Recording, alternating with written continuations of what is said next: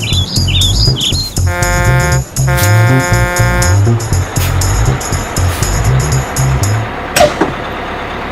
that fat hippie chick.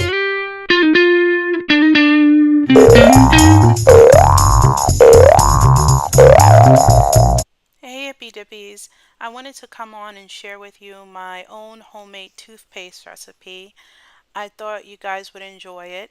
You know, as some of you may know, if you buy toothpaste over the counter, there's a lot of preservatives, there's a lot of chemicals in it, including fluoride, that is not good for you. There's some dentists that may say some of the ingredients in these over the counter tooth toothpastes are harmless and they're okay to use, but that's not true. And the best thing that you could do for yourself is make your own toothpaste, knowing exactly what goes into it. And these ingredients you can find at your local supermarket, you can find at your local health food store. So the ingredients that we're going to be working with today is baking soda, olive oil, neem, tea tree oil, and also spearmint. You can also use other variations of these ingredients, and I'll go over that with you as well.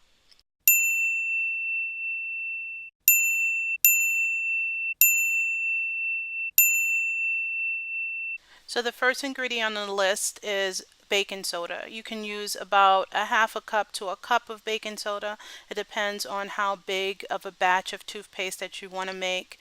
I don't know of many people that substitute baking soda for anything else. I do know that you can buy natural toothpaste on the market with charcoal. So perhaps if you bought food grade charcoal to use as a base ingredient, that would be something that would work out and substitute for baking soda. It's just something that I've never tried.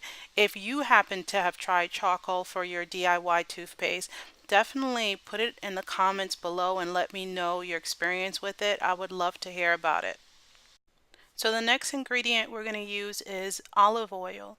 I'm going to be using about a quarter of a cup of olive oil, and with the olive oil or the oil portion that you're going to be using, you kind of want to eyeball it. There's some people that like their homemade toothpaste a little bit thicker than others, so it's definitely based on your preference. This is the consistency that I kind of want it to look like once I put the olive oil. You might want it to look different, but for substitutes for olive oil, you can also use coconut oil or grapeseed oil. Those are great oils to use as well. So let's talk about neem oil. The neem oil is optional. If you look over the counter and you see really good toothpaste, you'll notice that some of them have neem inside of it. And neem oil is really good for tooth decay, oral infections, gum disease. It helps to prevent cavities. And I have to say, neem is not for the faint at heart, because if you buy all natural neem, neem has a very strong, pungent smell and taste. So I'm only going to add about a teaspoon of neem inside of my toothpaste. I am also going to be adding some tea tree oil. Now, tea tree oil is a little controversial because there are some studies that say that tea tree oil, brushing with tea tree oil has increased plaque on some people's teeth. Now, for me, I haven't really had that problem, so you're gonna have to test it out and try it and see what it does for you. But tea tree oil is known to reduce gingivitis or inflammation of the gums. So that is something that I am not skipping on. And lastly, I'm going to add a little spearmint. You can substitute this for peppermint or any other flavor that you might like your toothpaste to taste like. And I do use spearmint or peppermint because peppermint is also anti-inflammatory. And it has antibacterial properties, so it's really good for oral health in general.